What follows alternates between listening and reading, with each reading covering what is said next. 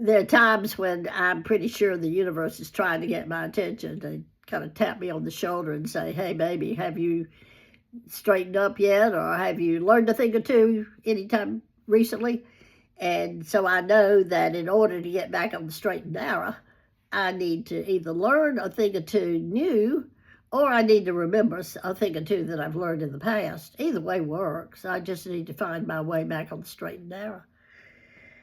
And one of the ways I do these, learn a thing or two, is I go shopping at thrift stores. I just love it. It's my entertainment. I don't watch TV, so I just have more fun going into a Goodwill or another thrift shop and looking at other people's abandoned stuff, and I enjoy talking to strangers.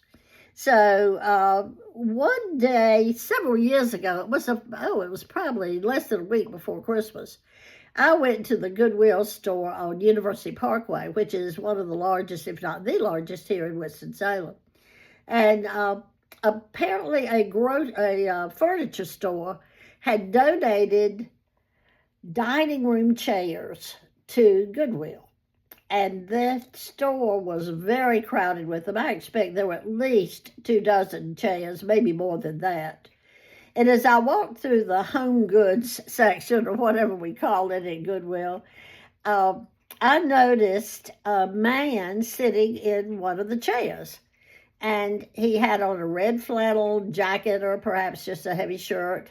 And he was just sitting there, taking his time, resting while somebody in his family was probably shopping. So I thought, well, he seems like a nice man, and he didn't seem too much younger than I, and I figured so I could have something to talk with him about. So I walked over to him, and as I approached him, I said, excuse me, if I buy that chair, will you come home with it? And folks, in his next breath, I mean, this man did not miss a beat. In his next breath, he said, as long as I don't have to chop wood for your wood stove. Now, I have to tell you, it takes a lot to make me speechless. I can always find a word or two, whether they're appropriate or not, in any situation. But this afternoon, when that happened, for at least 30 seconds, I was standing there without a thing to say. I admit I was laughing, and he was as well. So finally, I found my words, and I said, well, no, I don't have a wood stove, so you wouldn't have to worry about chopping wood at my house. And so he said, well, then I'll come.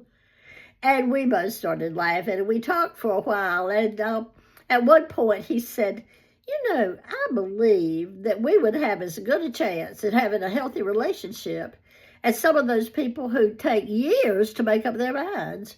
And I agreed with him. I said, I think that's a wonderful idea, and I believe you're right. But about that time, his daughter finished her shopping and came to get him. And so we lost our unique connection at that point. But I didn't lose the memory of it, and we had laughed so much. It was just delightful. But, you know, folks, when I was a child, I was taught not to talk to strangers. Now, that was a big no. You do not talk to strangers. If a stranger approaches you, you take tail and run. You know, don't even dilly-dally at all, as Mama would have said. But as I grew older, and occasionally I think I'm even a little bit wiser than I was back in the day, I realized what a delight it is to talk to strangers. I call it brief encounters. Sometimes I talk to somebody for 30 seconds, and I talk with someone for 5 minutes or more. And each time I feel a sort of a connection with another member of the human race. And it's like a form of intimacy, a recognition of someone else. And it's just a delightful way to live my life. I thoroughly enjoy it. Now, my very brief engagement to the man in the red flannel shirt is one of my favorite brief encounters. Folks, I almost bagged myself a man that day. I just didn't quite have the closing wrapped up well enough to bring him home with me, but I came close at any rate.